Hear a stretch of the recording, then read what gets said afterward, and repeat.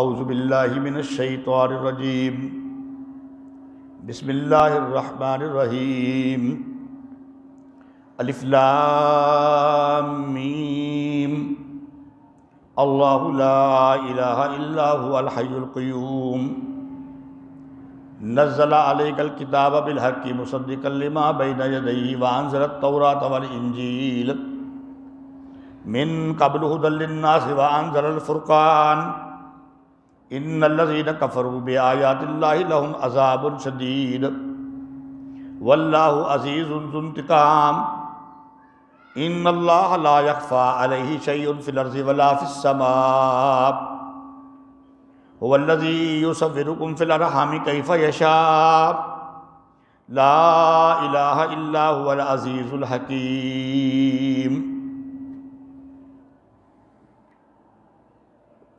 معزز طلباء و طالبات، سب سے پہلے سورہ البقرہ کا، سورہ آل عمران کا سورہ البقرہ کے ساتھ ربط بیان کیا جاتا ہے۔ توجہ کے ساتھ ذہن نشین کر لیں، انشاءاللہ جب کتاب ملے گی اس میں موجود بھی ہوگا۔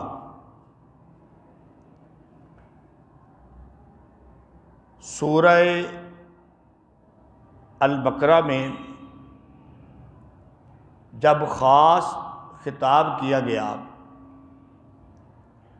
تو بنی اسرائیل کے فریق یہود کو پیش نظر رکھا گیا۔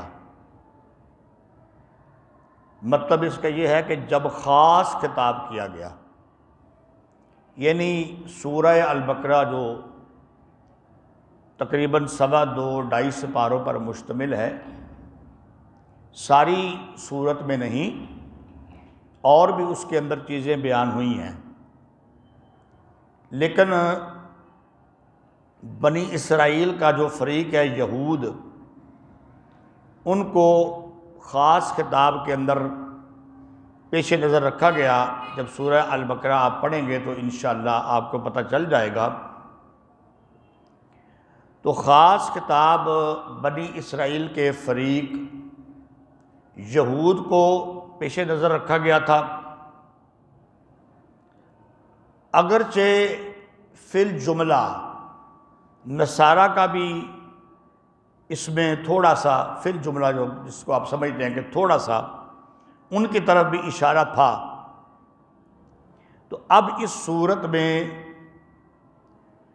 اصلی روئے سخن نصارہ کی طرف ہوگا،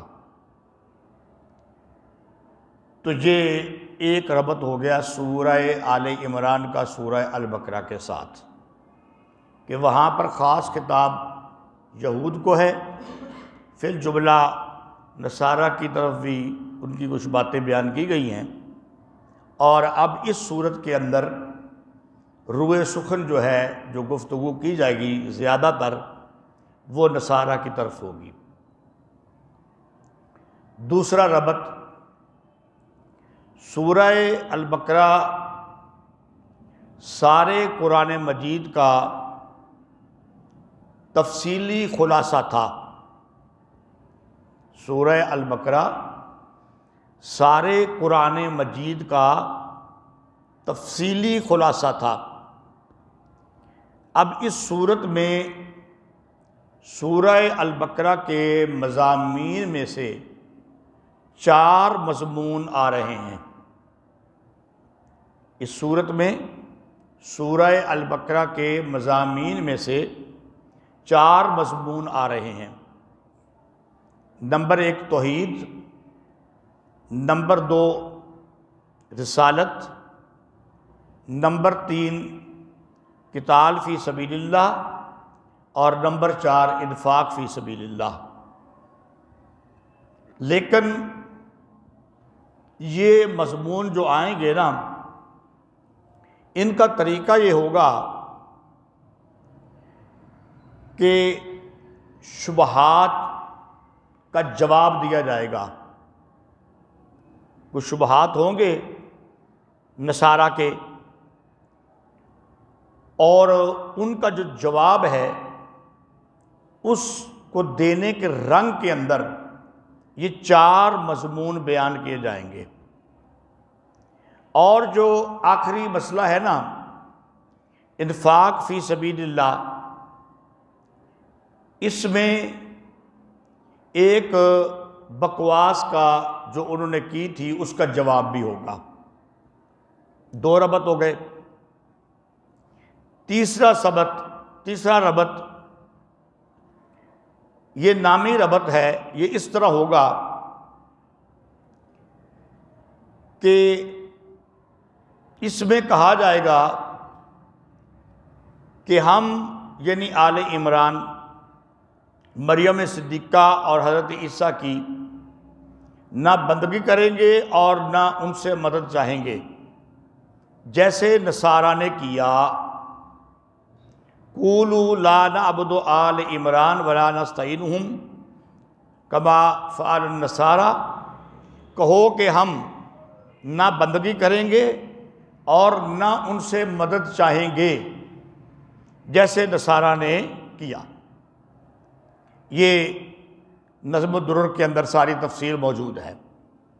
اب آ جاتے ہیں سورت کا جو خلاصہ ہے اس کے بیان کے اندر۔ سورت کے 2 حصے ہیں خلاصہ کے اعتبار سے۔ خلاصہ کے اعتبار سے سورت کو 2 حصوں میں تقسیم کیا گیا ہے۔ پہلا حصہ ابتدا سے لے کر آیت نمبر 102 تک، اور دوسرا آیت نمبر 102 سے لے کے آیت نمبر 185 تک۔ پہلے حصہ کے اندر مسئلہ توحید اور مسئلہ رسالت کا بیان ہے، اور اس حصہ میں 4 دفعہ آیات توحید ہیں۔ 4 دفعہ آیات توحید ہیں۔ پہلی اور دوسری میں دلائل توحید کا ذکر ہے، اور ادلہ ثلاثہ یعنی عقلی دلیل، نقلی دلیل، وحی دلیل پر یہ آیات مشتمل ہیں۔ تیسری آیت ادلہ سابقہ کا ثمرہ ہے اور دعا بھی سکھلائی گئی ہے۔ چوتھی آیت میں ایک شبہ کا جواب ہے۔ اس حصہ میں یعنی جو پہلا حصہ ہے مسئلہ توحید پر وارد کیے گئے 7 شبہات کا جواب ہے۔ مسئلہ توحید پر وارد کیے گئے 7 شبہات کا جواب ہے۔ 4 شبہات جو ہیں ان کا تعلق خصوصاً حضرت عیسیٰ علیہ السلام کی ذات ہے۔ ایک شبے کا تعلق حضرت مریم صدیقہ کی ذات کے ساتھ ہے، 5 ہو گئے، اور ایک شبے کا حضرت زکریا علیہ السلام کی ذات کے ساتھ ہے، اور ایک عام شبہ ہے، تو یہ کل کیا ہو گئے 7۔ پھر اس کے علاوہ نصارہ کو نبی کریم صلی اللہ علیہ وآلہ وسلم نے مباہلے کا چیلنج بھی دیا، اور پھر اہل کتاب سے متعلق جو ہیں بات ہو جائے گی۔ پھر مسئلہ رسالت کا بیان کر کے اس پر 2 شبہات کا جواب ہے۔ اس سے پہلے یہ بات آ گئی ہے کہ مسئلہ توحید پر 7 شبہات کا جواب ہے، وہ میں نے بتا دیا۔ اس کے بعد مسئلہ رسالت کا بیان کر کے اس پر 2 شبہات کا جواب ہوگا۔ ایک شبہ وہ اونٹ کے گوشت کھانے سے متعلق ہے، ایک شبہ اونٹ کے گوشت کھانے سے متعلق ہے، اور دوسرا قبلہ بیت اللہ سے متعلق ہے۔ یہ پہلا حصہ، اس کے اندر یہ چیزیں بیان ہوئیں، یہاں پر پہلا حصہ مکمل ہو جائے گا۔ دوسرے حصہ میں قتال فی سبیل اللہ، یعنی اللہ کے راستے کے اندر اللہ کی رضا کے لیے لڑائی کرنا، جنگ کرنا، اس کی ترغیب ہوگی۔ نمبر 2، اتحاد بین المسلمین، مسلمانوں کا آپس میں اتحاد ہونا چاہیے، اس کی تلقین ہوگی۔ نمبر 3، کفار کے ساتھ دوستی نہیں ہونی چاہیے، کفار کے ساتھ موالات، دوستی نہیں ہونی چاہیے، اس کو بیان کیا جائے گا اور اس کی علل کا بیان ہوگا۔ اور پھر مسلمانوں سے مدد، نصرت کا وعدہ بھی موجود ہے۔ پھر ایک شبہ ہوا کہ غزوہ احد میں مسلمانوں کی مدد کیوں نہ ہوئی؟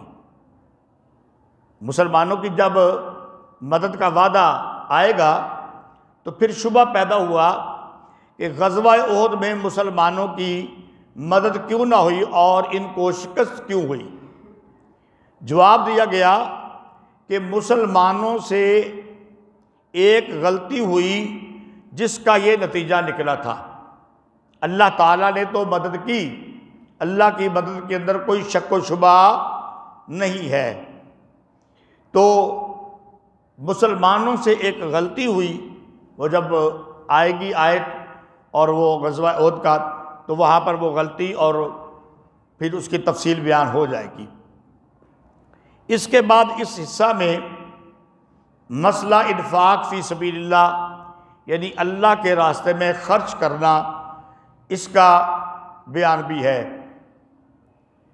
اور اس پر یہ جو کہتے تھے ان اللہ فقیر ونحن اغنیاء، معاذ اللہ، کہ اللہ تعالیٰ فقیر ہے اور ہم غنی ہیں، یہ انہوں نے کہا تھا، تو ان کہنے والوں کو جو ان کی بات ہے اس کا جواب دیا گیا ہے۔ آیت نمبر 185 تک یہ دوسرا حصہ مکمل ہو جائے گا۔ اس کے بعد جو مضامین سابقہ ہیں ان کا اعادہ ہے۔ اعادہ کا مطلب ہوتا ہے دوبارہ ان کو بیان کرنا، دوبارہ ریپیٹ کرنا۔ اور آخری آیت جو ہے وہ توحید کی آیت ہوگی، جو مکمل طور پہ جامع ہوگی تمام مطالب کے لیے۔ اب سورت کا ربط بھی بیان ہو گیا، سورت کا خلاصہ بھی بیان ہو گیا۔ سورت کا شان نزول،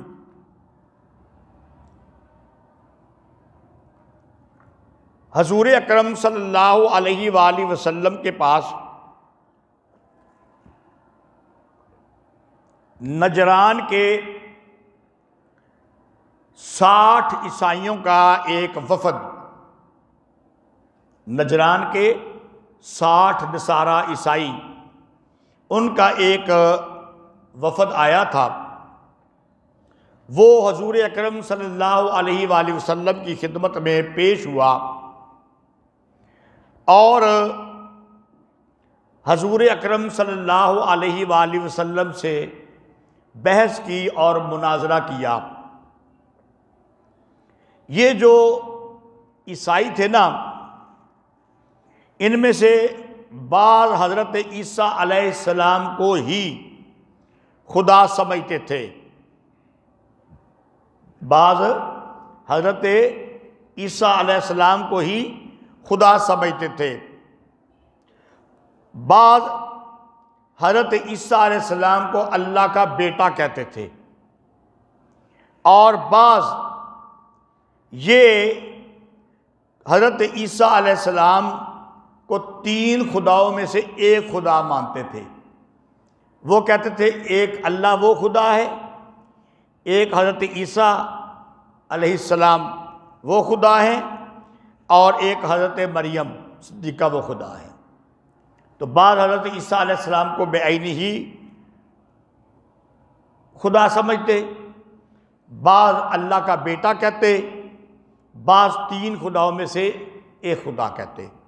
حضور اکرم صلی اللہ علیہ وآلہ وسلم نے ان باتوں کا جواب دیا ان کو، اور یہ جو پہلی آیات ہیں سورہ آل عمران کی تقریباً 80-90 آیات، وہ سارا ان کے اشکالات، ان کے شبہات اور ان کا جو دلائل تھے اس کا جواب دیا گیا ہے بڑے ہی اچھے اور مؤثر طریقے سے۔ یہ جو نجران کا وفد آیا تھا نا، 60 عیسائیوں پر مشتمل تھا، اس میں ایک شخص تھا عبد المسیح عاقب۔ یہ عمارت کے لحاظ سے ایک خصوصی حیثیت رکھتا تھا۔ عبد المسیح عاقب عمارت کے لحاظ سے خصوصی حیثیت رکھتا تھا۔ ایک شخص تھا اہب السید، یہ رائے، مشورہ اور تدبیر کے لحاظ سے خصوصی حیثیت رکھتا تھا۔ اور ایک تیسرا شخص تھا ابو حارثہ بن علقمہ۔ یہ جو شخص تھا نا، یہ عرب کا جو مشہور قبیلہ ہے بنی بکر بن وائل، ان کا تھا، لیکن اس کے بعد یہ پکا عیسائی بن گیا، نصرانی بن گیا، اور پھر یہ ان کا بہت بڑا مذہبی عالم اور پادری بن گیا۔ عیسائیوں نے اس کی ذاتی امداد بھی بہت کی، سونے اور چاندی سے اس کو لاد دیا، اور اس کے لیے خصوصاً گرجے وغیرہ بھی تعمیر کیے گئے۔ یہ 3 آدمی جو ہے نا، یہ ان میں سے خصوصی حیثیت کے مالک تھے۔ انہوں نے حضور اکرم صلی اللہ علیہ وآلہ وسلم کے ساتھ سوال جواب کیے، اور اس سورت کی پہلی 80-90 آیات اس پر مشتمل ہے۔ یہ اس کا شان نزول ہے۔ اعوذ باللہ من الشیطان الرجیم، بسم اللہ الرحمن الرحیم، الف لام میم۔ یہ حروف مقطعات ہیں۔ بعض صورتوں سے پہلے اس طرح کے حروف آتے ہیں، جیسے یاسین، قاف، کاف ہا یا عین صاد۔ یہ جو حروف مقطعات ہیں، ان کے میں نے اللہ کے سوا کوئی بھی نہیں جانتا۔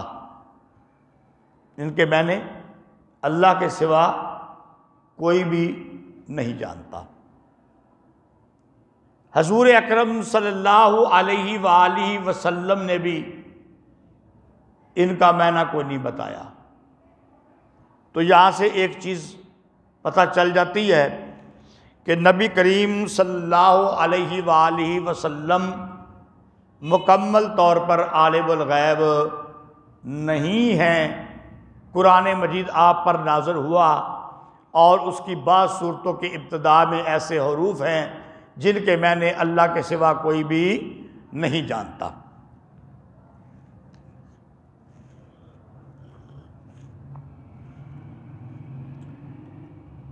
بعض لوگوں نے کوشش کی ہے ان کے معنی بنانے کی، لیکن جب نبی کریم صلی اللہ علیہ وآلہ وسلم اور صحابہ کرام کے اندر بڑے بڑے مفسر قرآن تھے، خصوصاً حضرت عبداللہ بن عباس رضی اللہ تعالی عنہ، اور پھر تابعین، تبع تابعین، جب انہوں نے اس کے معنی نہیں بتائے تو پھر اپنی طرف سے اس کی کوشش کرنا، صحیح کرنا یہ مناسب نہیں ہے اور نہ ہی اس کی کوئی ضرورت ہے۔ اللہ لا الہ الا ہو الحی القیوم، یہ پہلی آیت توحید ہے۔ یہ کیا ہے؟ پہلی آیت توحید ہے۔ اللہ نہیں کوئی الہ مگر وہ ہی، اللہ نہیں کوئی الہ مگر وہ ہی، وہ اللہ ہی الہ ہے، وہی مشکل کشا ہے، وہی حاجت روا ہے۔ الحی القیوم، الحی القیوم، وہ زندہ ہے اور ہر چیز کو تھامے ہوئے ہے، ہر چیز کو پکڑے ہوئے ہے، قائم رکھے ہوئے ہے۔ حضور اکرم صلی اللہ علیہ وآلہ وسلم نے اس وفد سے یہ سوال کیا کہ تم کہتے ہو کہ حضرت عیسیٰ علیہ السلام خدا ہیں، لیکن حضرت عیسیٰ علیہ السلام پر تو موت آئے گی، حضرت عیسیٰ علیہ السلام پر تو موت آئے گی، اور جس پر موت آ جائے وہ خدا نہیں ہوتا۔ اس کے جواب میں اس وفد کے افراد نے یہ کہا کہ جی ٹھیک ہے، حضرت عیسیٰ علیہ السلام پر موت آئے گی، ٹھیک ہے کہ حضرت عیسیٰ علیہ السلام پر موت آئے گی، وہ آسمانوں پر چلے گئے ہیں۔ یہ جو انہوں نے کہا نا کہ حضرت عیسیٰ علیہ السلام پر موت آئے گی، یہ پہلے نصارہ کا عقیدہ تھا۔ اس کے بعد پولس ایک عیسائی تھا جس نے صلیب کا عقیدہ بنایا کہ بھئی حضرت عیسیٰ علیہ السلام کو سولی چڑھا دیا گیا ہے، اور پھر یورپ کے اندر اس نے اس کی اشاعت کی، پھر مصر اور شام کے اندر بھی یہ بات پہنچی کہ حضرت عیسیٰ علیہ السلام کو معاذ اللہ ثم معاذ اللہ صلیب پہ چڑھا دیا گیا، پھانسی دے دی گئی۔ تو پھر اس عقیدے کی اشاعت ہوئی، یورپ کے اندر بھی اور مصر اور شام تک بھی یہ بات پہنچی۔ تو یہ جو عیسائی تھے، یہ یا تو یہ بات ہے کہ پہلے عقیدہ پر تھے کہ حضرت عیسیٰ علیہ السلام جس طرح مسلمانوں کا عقیدہ ہے، حقیقت جو سچا ہے وہ آسمانوں پر چلے گئے ہیں اور دوبارہ واپس آئیں گے، ان پر موت آئے گی، یا یہ بات ہے کہ یہ دوسرے عقیدہ کے ہی لوگ تھے، یہ دوسرے عقیدہ کے ہی لوگ تھے کہ موت آ چکی، لیکن انہوں نے حضور اکرم صلی اللہ علیہ وآلہ وسلم کے ساتھ اس لفظی مناقشہ میں پڑھنے کی ضرورت محسوس نہ کی، کیونکہ اگر وہ یہ کہہ دیتے کہ موت آ چکی تو پھر پیارے پیغمبر کہتے کہ موت آ چکی تو پھر آپ حضرت عیسیٰ علیہ السلام خدا نہیں ہو سکتے۔ تو اس لیے انہوں نے اسی پر بہتری سمجھی کہ جو آپ نے نا کہ موت آئے گی، ہم اسی کی کیا کر دیتے ہیں، تائید کر دیتے ہیں۔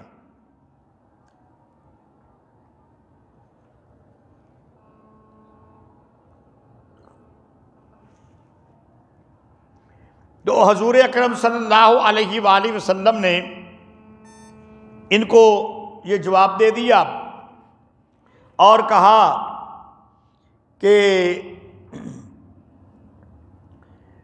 حضرت عیسیٰ علیہ السلام وہ جو ہیں ان پر موت آئے گی، تو انہوں نے یہ تو کہہ دیا کہ ٹھیک ہے۔ تو پھر آپ صلی اللہ علیہ وآلہ وسلم نے فرمایا کہ کیا تم نہیں جانتے کہ ہمارا رب تو زندہ ہے، اس پر کبھی موت نہیں آنی، کل من علیہا فان ویبقی وجہ ربک ذو الجلال، ٹھیک ہے، تو وہ تو زندہ ہے۔ اور آپ صلی اللہ علیہ وآلہ وسلم نے فرمایا کہ کیا تم نہیں جانتے کہ ہمارا رب ہر شے پر قیم ہے اور اس کی حفاظت کرتا ہے، اس کو تھامے ہوئے ہے اور اس کو رزق دیتا ہے؟ انہوں نے کہا یہ بات تو ٹھیک ہے۔ تو حضور اکرم صلی اللہ علیہ وآلہ وسلم نے فرمایا کہ کیا عیسیٰ علیہ السلام ان میں سے کسی چیز کے مالک ہیں، یعنی زندہ رہیں گے، یا ہر چیز کو قائم رکھے ہوئے ہیں، قیم ہیں، یا روزی دینے والے ہیں؟ تو انہوں نے کہا نہیں۔ تو یہ پہلی دلیل ہے جو حضور اکرم صلی اللہ علیہ وآلہ وسلم نے ان کو دی ہے، اور اس کو دلیل عقلی کہتے ہیں۔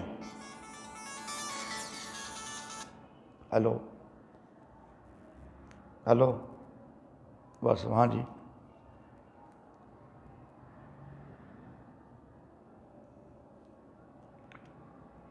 میں سبق پڑھا کے تے پتہ کراں گا، تو میں گیا کہتے ہے میں سبق پڑھا کے جاواں گا اتنے۔ ہاں جی، وہ مینوں پتہ ہے نا جس طرح کرنا ہے، تسی مینوں سبق پڑھاندے ہو، مینوں پتہ ہے جس طرح کرنا ہے۔ ہاں جی، میں سبق پڑھا لیندے ہو۔ ہاں جی،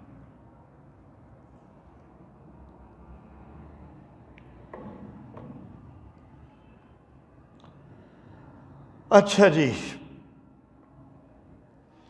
اللہ لا الہ الا هو الحی القیوم نزل علیک الکتاب، یہ دلیل وحی ہے۔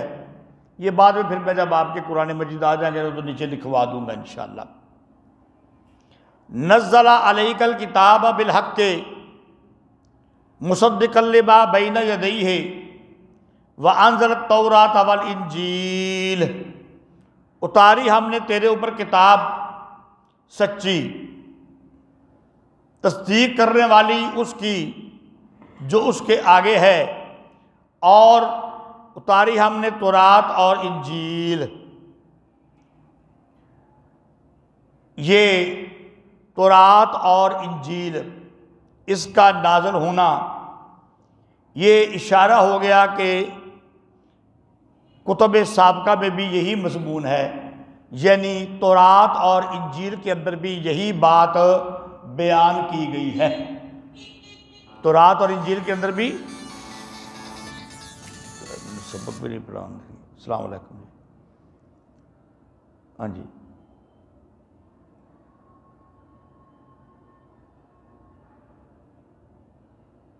وہ میں کر لیا اور 10 بجے تو میں سبق پڑھا رہے ہیں جیسا کرتا ہے، میں نے پتہ ہے۔ ہاں جی، 10 چھڑے انہوں نے بھائی، میں تھوڑے تو بات آئی ہے نا، میں 10 چھڑے میں سبق پڑھا رہے ہیں، اور میں 10 چھڑے کیویں کرنا، میں کر لیتا سبق تو بات۔ ہاں جی،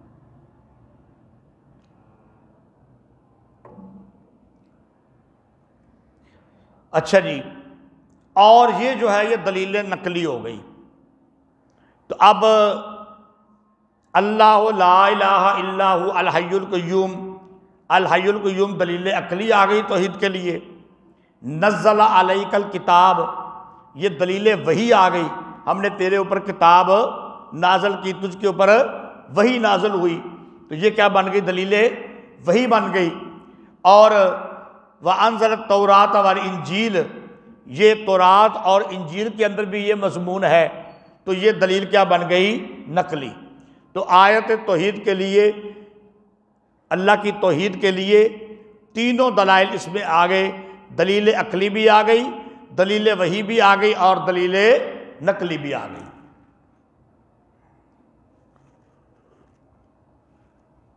من قبل ھدی للناس وانزل الفرقان، اس سے پہلے ہدایت لوگوں کے لیے اور اتارے ہم نے فیصلے۔